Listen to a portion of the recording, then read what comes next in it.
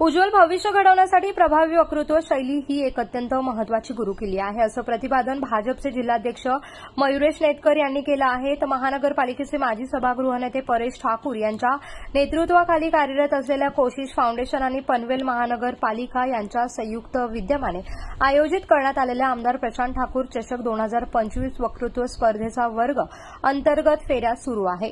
त्या अनुषंगाने स्पर्धा प्रमुख म्हणून त्यांनी आपलं मनोगत व्यक्त केलं आहे। वक्तृत्व शैली हा फक्त शब्द बोलणे किंवा भाषण देणे इतकाच मर्यादित नाहीये।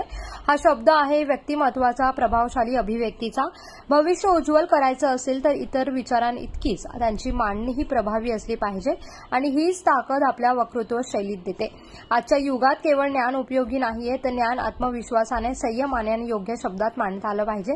राजकारण असो, व्यवसाय असो, शिक्षण असो किंवा कोणतंही क्षेत्र, वक्तृत्व हेच यशाचं द्वार उघडण्याचं साधन आहे। वक्तृत्व म्हणजे केवळ मोठ्या शब्दात भाषण देणं नव्हे, तर समोरच्याच्या मनाला स्पर्श करणं, त्यांच्या भावना समजून घेऊन संवाद साधणं हाच खरा संवादाचा आत्मा असतो।